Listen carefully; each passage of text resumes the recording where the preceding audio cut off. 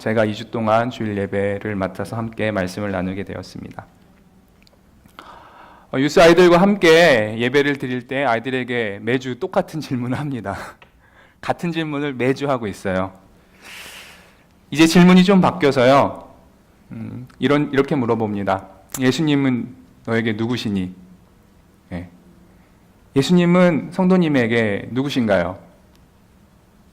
예수님이 누구신가요? 네?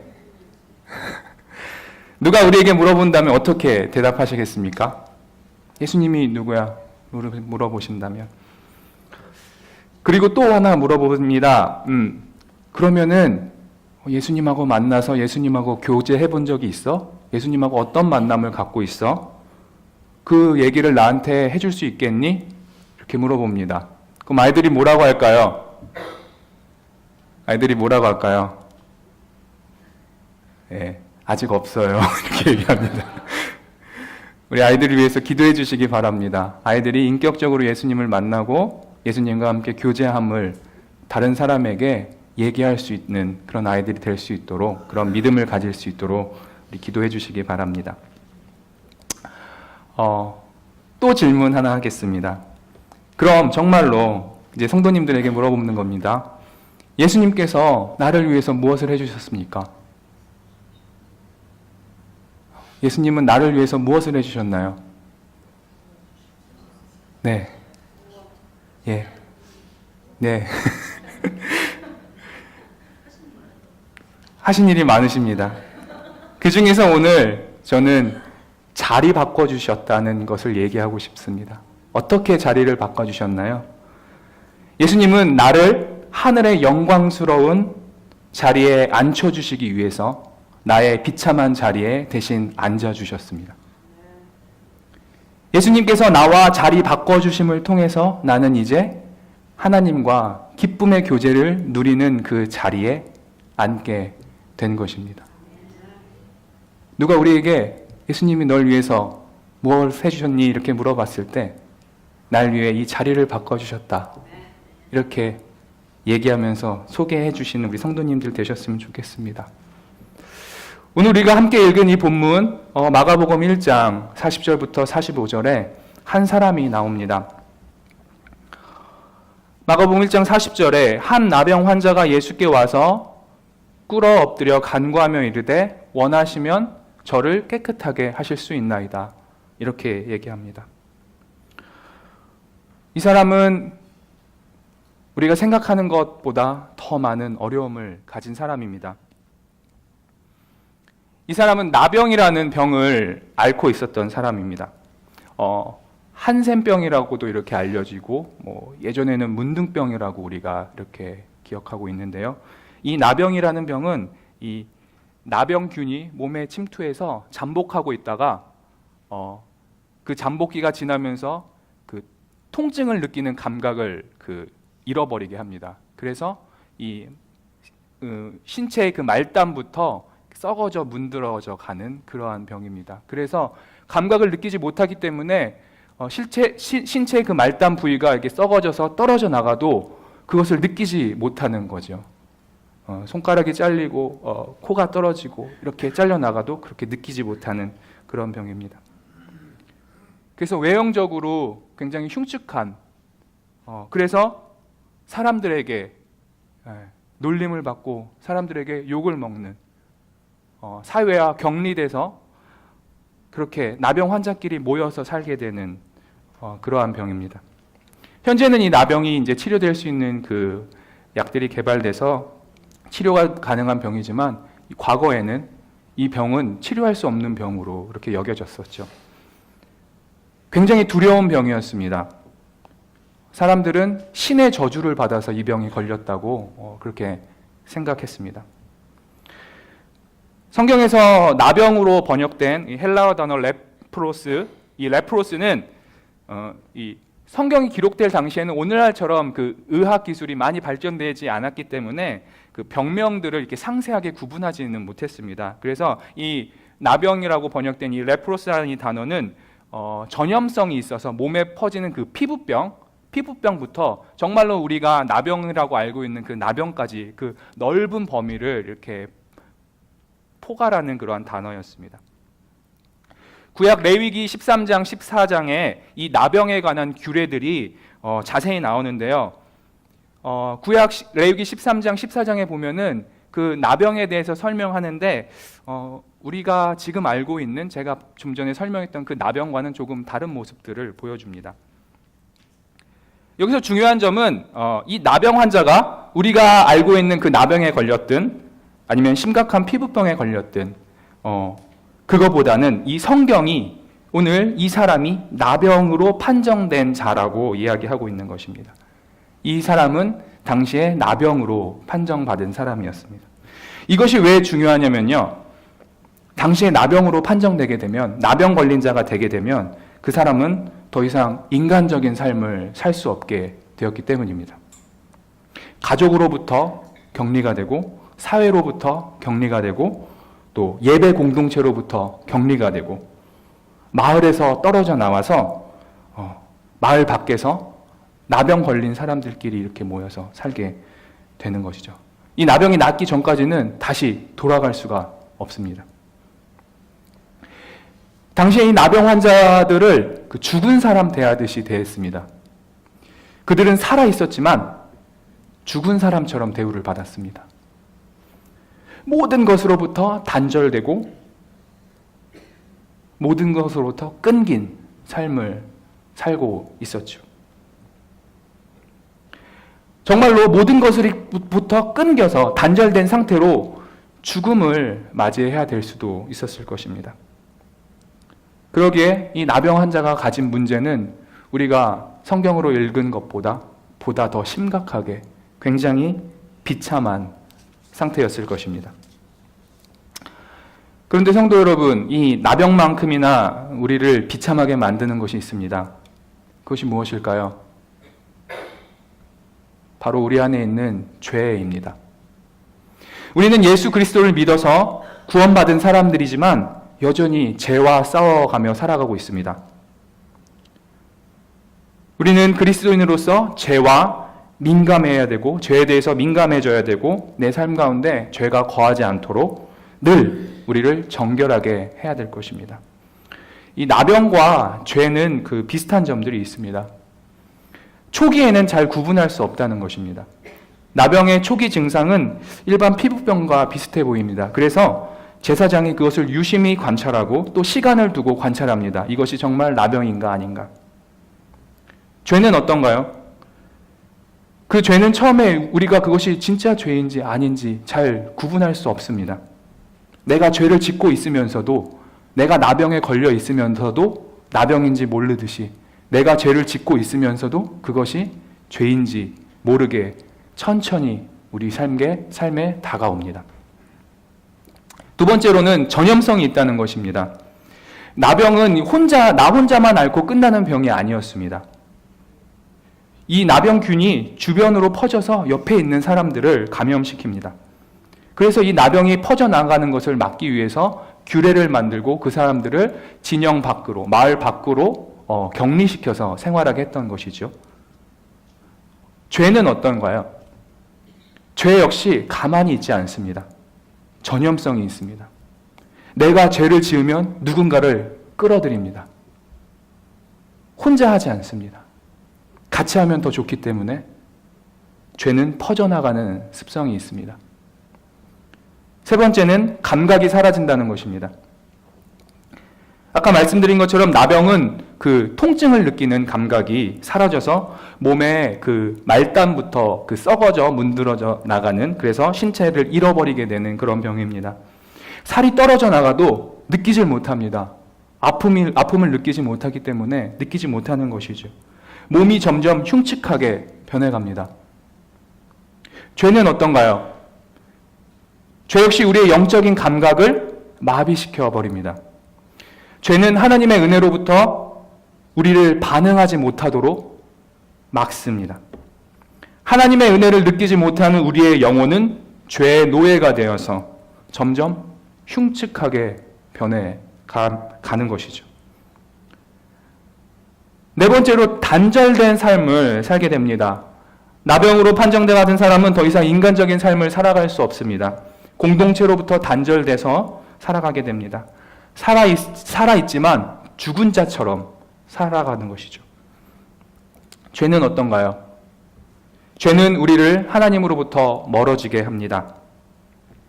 하나님으로부터 떨어진 인간은 더 이상 인간다운 삶을 살 수 없습니다. 왜냐하면 피조물인 인간은 창조주의 은혜가 없이는 살아갈 수 없기 때문입니다. 창조주의 은혜가 없이는 더 이상 그 창조의 목적대로 살아갈 수 없기 때문이죠. 하나님과 멀어진 영혼은 죽어갑니다. 살아있지만 죽은 삶을 살게 되는 것입니다. 성도 여러분, 죄에 대해서 더욱 민감해지시기를 바랍니다. 우리는 다른 사람의 죄에 대해서는 매우 엄격하게 대하지만 내가 짓는 죄에 대해서는 굉장히 관대하게 할 때가 많이 있습니다. 하지만 어떤 죄라도 소홀히 넘어가지 마십시오. 그것이 죄라고 느끼는 순간 회개하시고 그 죄에 대해서 반응하시기 바랍니다. 그것이 우리의 영혼을 죄로부터 지키는 방법입니다. 더 이상 죄가 나의 삶을 비참하게 만들지 않도록 항상 우리의 영혼을 돌아보시기 바랍니다. 요새 봄이 됐나요? 제가 플로리다 잘 몰라서. 날씨가 따뜻해져서 벌들이 벌집을 짓고 있습니다. 저희 집 앞에 현관문을 열면 벌집 짓기가 굉장히 좋게 되어 있어요. 말벌들이 와서 수시로 집을 짓습니다. 제가 그 벌들이 집을 지을 때 그것을 가만둘까요? 네, 벌집이 지으려고 하면 제가 다 벌을 때려잡습니다. 네, 벌집이 지어지고 나면 더 감당할 수 없기 때문이죠. 얼마 전에 아침에 나가는데 벌이 집을 짓고 있었어요. 그래서 제가 벌을 잡으려고 그것을 때렸는데 놓치고 말았습니다. 저녁 때 돌아오는데 그 벌이 저를 기억하고 제 뒤에서 저를 공격해서 목에 2방을 팡팡 물었습니다. 말벌이에요. 제가 그렇다고 해서 벌집 짓는 것을 가만둘까요? 계속 잡고 있습니다. 벌이 집을 지으려고 하는 즉시 족족 가서 찾아가서 짓지 못하도록 벌들을 때려잡고 있습니다. 우리 안에 죄가 짓지 못하도록, 우리를 공격하지 못하도록 초장에 잡으셔야 됩니다. 가만두면 그게 커져서 걷잡을 수 없게 되는 것이죠. 이 나병 환자는 예수님 앞에 나왔습니다. 아마 이 나병 환자는 그래서 예수님 앞에 나왔습니다. 본인의 이 죄를, 이 나병의 문제를 해결받기 위해서. 레위기 13장 45절, 46절에 보면 이 나병 환자에 대한 규례가 나오는데요. 이렇습니다. 나병 환자는 옷을 찢고 머리를 풀며 윗입술을 가리고 외치기를 부정하다 부정하다 할 것이요 병이 있는 날 동안은 늘 부정할 것이라. 그가 부정한즉 혼자 살되 진영 밖에서 살지니라. 유대인들은 이 나병 환자에 대해서 이런 규례를 가지고 있었습니다. 나병 환자가 허락 없이 마을에 나타나게 되면 사람들이 돌을 던졌습니다. 왜냐하면 이 나병 환자 닿기만 해도 부정한 사람이 되었기 때문에 이 나병 환자로부터 나를 보호하기 위해서 이 사람들은 나병 환자를 향해 돌을 던졌습니다. 이 병은 육체적으로도 아픈 병이었지만 이 나병 환자를 더 힘들게 했던 것은 사회적으로, 특별히 종교적으로 부정한 사람으로 간주되어서 더 이상 자기 형제, 자매, 친구, 이웃들과 함께 교제할 수 없고 예배드리지 못하게 됐다는 것입니다. 하나님을 예배 드릴 때도 우리는 이렇게 같이 모여서 드리지만 이 나병 환자들은 우리보다 멀리 떨어져서 저 멀리서 예배를 드리게 되는 것이죠. 우리가 몸이 아프신 분들 위해서 기도합니다. 몸이 아프신 분들이 힘들어하는 이유가 육체적인 어려움도 있지만 몸의 아픔으로 인해서 그동안 했던 것들을 못하는 것들, 그동안 만났던 사람들을 못 만나는 것들, 자유롭게 활동하지 못하는 것들, 그 관계가 좁아지는 것들, 아마 그것이 더 힘들게 할 것입니다. 그래서 이 나병 환자는 말씀을 잘 보시면 예수님께 나를 치료해 주세요라고 그렇게 간구한 것이 아니라 나를 깨끗하게 해주세요라고 간구한 것을 볼 수 있습니다. 깨끗해져야만 공동체 안으로 다시 들어갈 수 있었기 때문입니다. 예수님 앞에 이 나병 환자가 나왔습니다. 오늘 우리가 읽은 이 마가는 예수님과 나병 환자 이 두 인물을 집중적으로 보여주고 있습니다. 하지만 이 나병 환자가 예수님 앞에 나왔을 때 단 둘이만 있었을까요? 저는 이 나병 환자가 예수님 앞에 나왔을 때 예수님께서 많은 사람들에 둘러싸여 있었을 거라고 생각합니다. 당시 예수님이 가는 곳마다 사람들이 따라다녔기 때문이지요. 예수님의 말씀과 예수님이 베푸시는 그 기적을 경험하기 위해서 예수님을 많이 쫓아다녔습니다. 아마 이 나병 환자도 예수님에 대한 소식을 들었을 것입니다. 예수님이 왔다. 예수님이 기적을 베푸신다더라. 멀리서 사람들이 모여 있는 것을 보았습니다. 이 나병 환자는 거기에 가면 안 되니까요. 멀리서 사람들이 모여 있는 모습을 보면서 마음속에 간절한 마음이 들었을 것입니다. 나도 깨끗해지고 싶다. 나도 저기 가고 싶다. 가야 되나 말아야 되나 얼마나 많은 갈등과 고민을 했을까요? 멀리서 예수님을 바라보면서 이 사람이 어떻게 갈등하며 고민했을까요? 그리고 드디어 이 나병 환자는 결심합니다. 우리가 방금 읽은 이 규례를 깨트리며 예수님 앞에 나아갑니다. 옷을 찢고 머리를 풀어헤치며 나는 부정하다, 나는 부정하다 이렇게 외치면서 예수님 앞으로 나아갑니다. 이 나병 환자가 예수님 앞으로 나아갈 때 사람들이 가만히 있었을까요? 아니죠. 나한테 다가오면 내가 부정한 사람이 되기 때문에 아마 돌을 던졌을 수도 있습니다.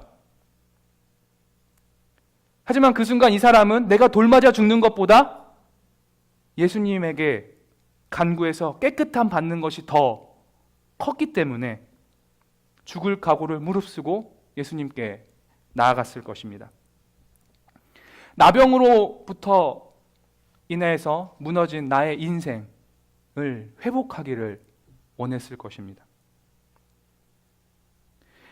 예수님만이 그렇게 해주실 것이라고 믿었기 때문에 사람들이 외치는 그 비난과 그 돌 던짐과 그 수모를 참으며 예수님 앞으로 나아갔습니다.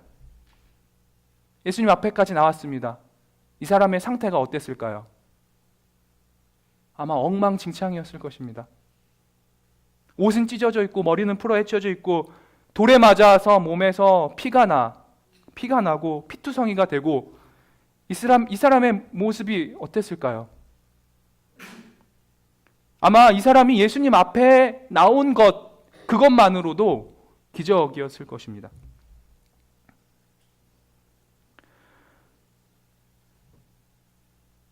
성도 여러분, 오늘 우리는 어떤 마음을 가지고 하나님 앞에 나오셨습니까? 우리는 어떤 마음으로 오늘 이 자리에 앉아서 예배 드리고 있습니까? 어떤 기대감을 가지고 하나님을 예배하고 있으십니까? 우리 안에 어떤 간절함이 있습니까? 혹시나 죄로 인해서 무감각해져 버려서 아무 느낌 없이 이 자리에 앉아 계신 분들은 없으신가요?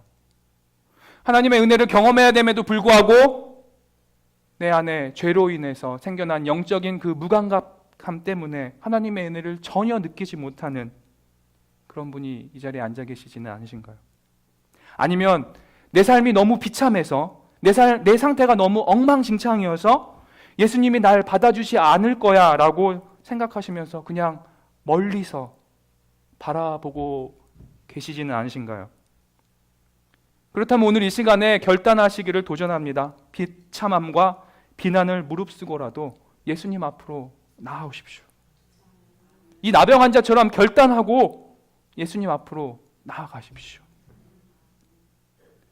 영적으로 메말라버린, 영적으로 무감각해져 버린, 그래서 더 이상 하나님의 은혜를 느끼지 못하는 나의 삶을 회복시켜 주실 분은 오직 예수 그리스도 뿐이십니다. 세상에서 답을 찾으려 하지 마십시오. 예수님만이 우리를 구원으로 인도하는 길이 되시고 진리가 되시고 생명이 되십니다.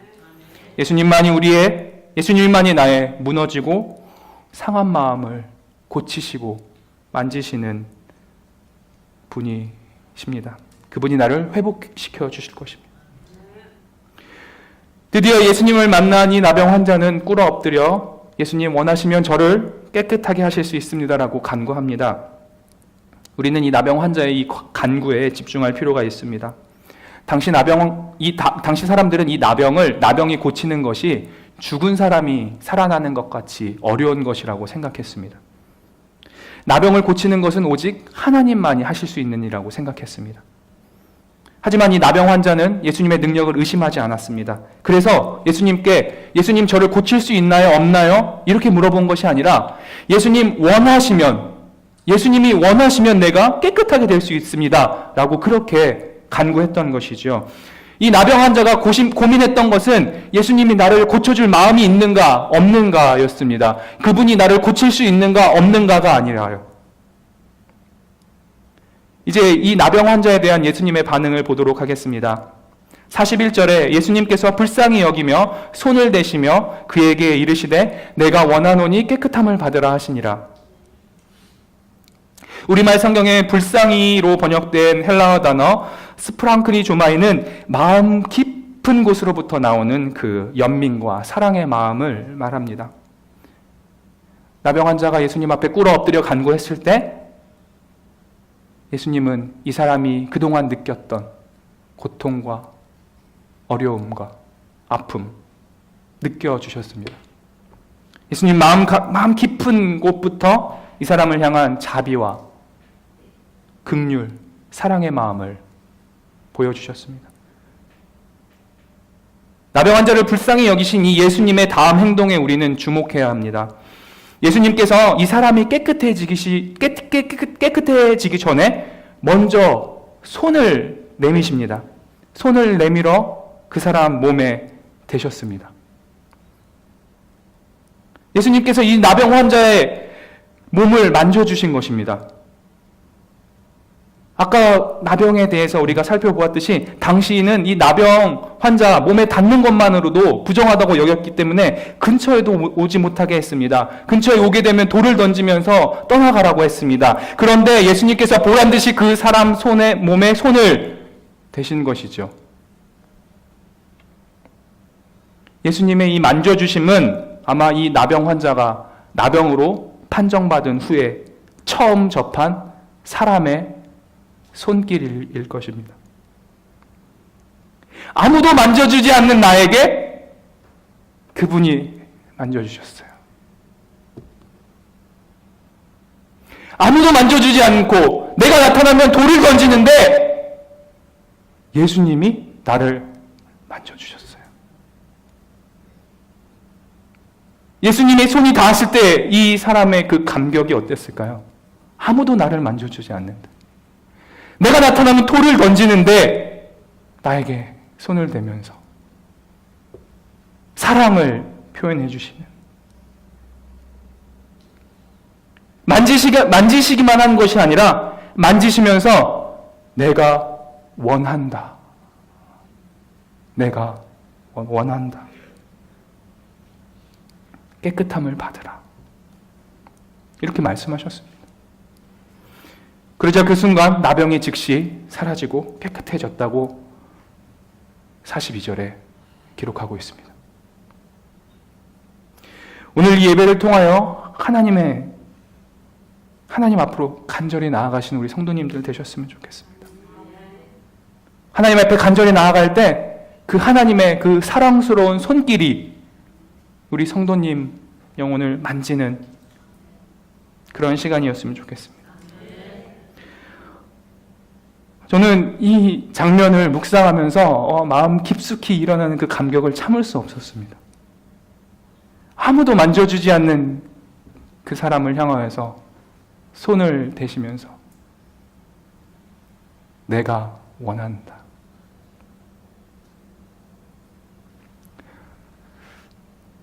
아무도 신경 쓰지 않는 인생, 사회와 격리되어 살아가던 인생, 살아있지만 죽은 자처럼 살아가던 그 인생이 바로 저였기 때문입니다. 제가 그런 사람이었기 때문입니다. 예수님 말씀하십니다. 내가 원한다. 내가 깨끗해져서 원래 너의 모습처럼 회복되어서 기쁨의 삶을 살기를 원한다. 세상 모든 사람이 피할지라도 예수님은 나를 피하지 않으시고 나를 사랑의 손길로 만져주시면서 나의 창조의 목적을 회복하기를, 그래서 기쁨의 삶을 살아가기를 원하시는 그 예수님 앞으로 나아가시는 우리 성도님들 되셨으면 좋겠습니다. 이 나병 환자가 얼마 동안 아팠는지, 얼마 동안 이 나병을 갖고 있었는지 이 마가는 오늘 본문에 기록하지 않습니다. 하지만 사람의 능력으로는 고칠 수 없던 이 나병이 예수님의 이 한마디에 즉시 깨끗해졌다고 기록하고 있습니다. 예수님이 깨끗함을 받으라라고 말하는 그 순간 즉시 이 나병 환자는 깨끗해졌습니다. 예수님의 치료는 즉시 일어납니다. 그 순간 일어납니다. 마가복음 1장 31절에 시몬의 장모를 열병이 걸린 그 시몬의 장모를 고치실 때 예수님은 손을 대며 일으키시자 즉시 열병이 떠나갔습니다. 귀신 들린 자가 나타났을 때 귀신아 물러가라, 나가라 했을 때 귀신이 바로 나갔습니다. 예수님의 능력은 즉시 일어납니다. 만지면 부정해진다고 여겼던 이 나병 환자에게 손을 대신 예수님. 하지만 이 나병은 예수님을 부정하게 만들 수 없었습니다. 오히려 예수님의 그 거룩하심, 예수님의 그 정결하심이 이 나병 환자를 깨끗하게 했습니다. 예수님의 정결하심, 예수님의 거룩하심이 부정한 나병 환자에게 전염됐던 것이죠. 예수님은 이제 이 회복된 사람에게 세 가지 명령을 하시며 돌려보냅니다. 43절, 44절에 곧 보내심에 엄히 경고하사 이르시되 삼가 아무에게도 아무 말도 하지 말고 가서 내 몸을 제사장에게 보이고 내가 깨끗하게 되었으니 모세가 명한 것을 드려 그들에게 입증하라 하셨더라. 예수님은 그냥 보내지 않으셨습니다. 엄히 경고하시면서 아무 말도 하지 말라고 하셨습니다. 예수님이 하신 세 가지 명령은 내가 깨끗하게 된 것을 다른 사람에게 말하지 말아라. 그리고 깨끗하게 되었으니까 제사장에게 가서 확인을 받아라. 그리고 모세가 명한 것처럼 예물을 드려서 이제 공동체 안으로 다시 회복해 들어가라. 예수님께서 왜 이 사람에게 아무에게도 말하지 말라고 하셨을까요? 성경을 읽다 보면 이런 장면들이 많이 나옵니다. 아무에게도 말하지 말아라. 그것은 사람들이 예수님에 대한 오해를 가지는 것을 원하지 않으셨기 때문입니다. 예수님은 이 땅에 목적을 가지고 오셨습니다. 우리를 구원하시기 위한 목적, 고난받는 종으로서 우리의 고난과 고통, 죽음을 대신하실 목적으로 이 땅에 오셨습니다. 예수님은 하늘의 복음을, 하늘나라의 천국 복음을 선포하셨습니다. 그러시면서 그 증거로 기적들을 보여주셨지요. 그런데 사람들은 어땠습니까? 그 일어나는 기적만 바라보고 예수님을 쫓아갔습니다. 내 문제만 해결받기 위해 예수님을 쫓아갔습니다. 예수님이 왜 기적을 베푸시는지에 대해서는 관심이 없었습니다.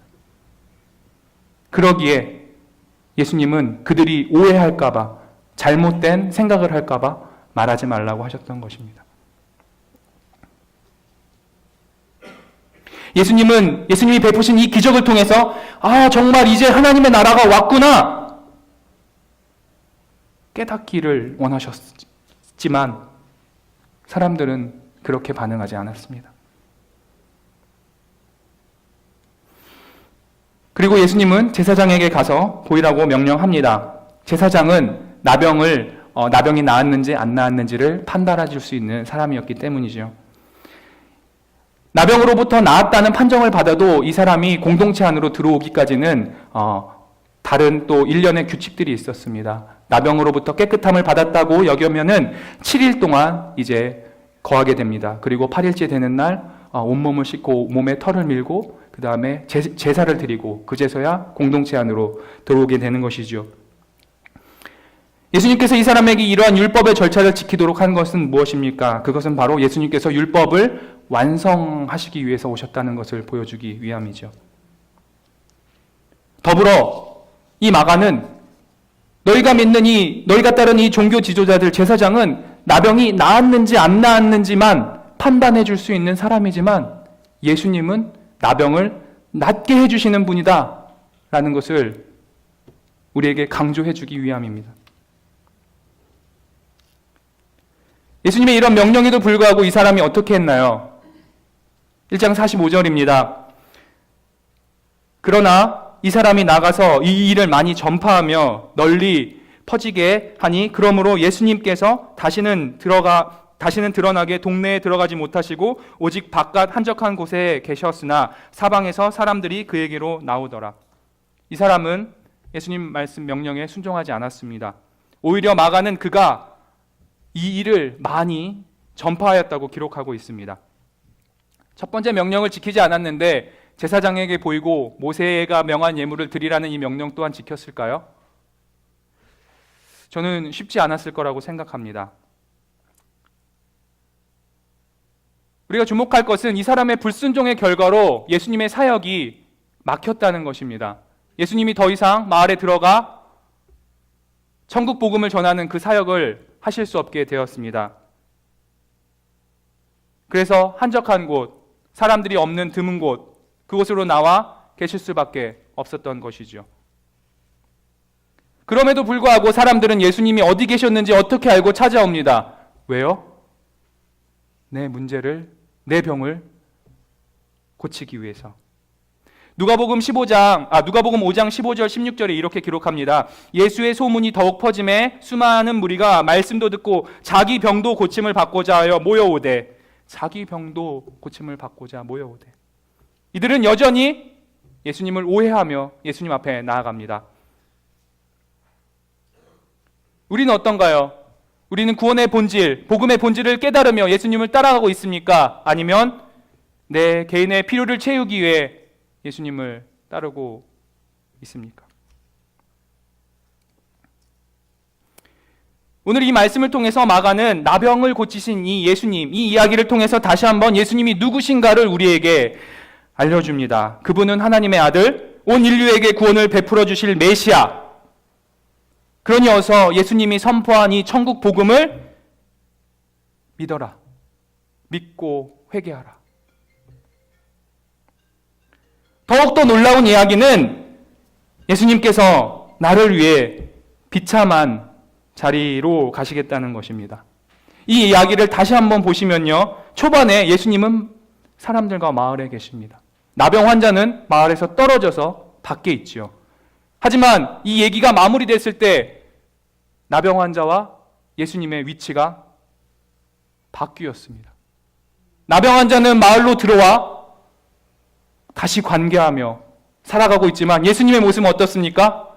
한적한 곳, 외딴 곳에 가서 거기서 머무시고 계셨습니다.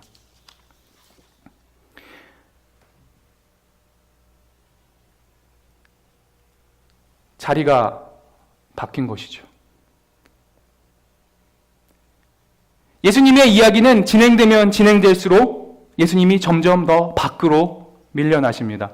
그래서 결국 십자가에서 죽음을 당하시는 그 절정에 이르게 되는 것입니다.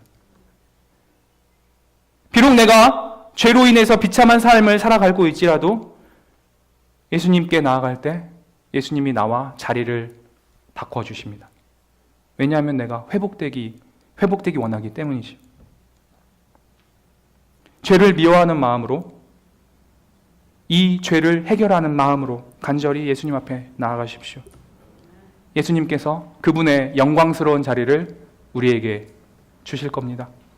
그리고 우리의 그 비참한 그 자리에 대신 앉아주실 것입니다.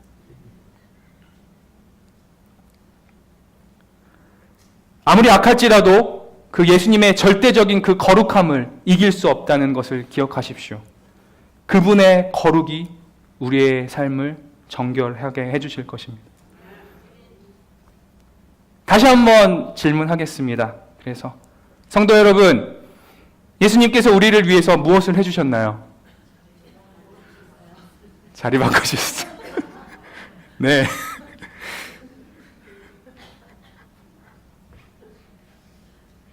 다시 한번 기억했으면 좋겠습니다. 원래 우리가 있어야 될 곳이 어딘가요? 원래 우리가 있어야 될 곳은 죽음의 자리, 십자가입니다. 죄로 인해 죽을 수밖에 없는 우리 대신해서 예수님이 그곳에 대신 자리를 바꿔주셨습니다. 그리고 우리를 하늘의 영광스러운 자리로 앉혀주셨습니다. 예수님은 나의 비참한 자리에 앉으셨습니다. 우리는 그 구원의 소식을 믿는 자들입니다. 그러기에 우리의 삶이 언제나 하나님과 그 기쁨의 교제를 누리는 자리에 앉으시는 그러한 삶이 되시기를 우리 성도님들 도전드립니다.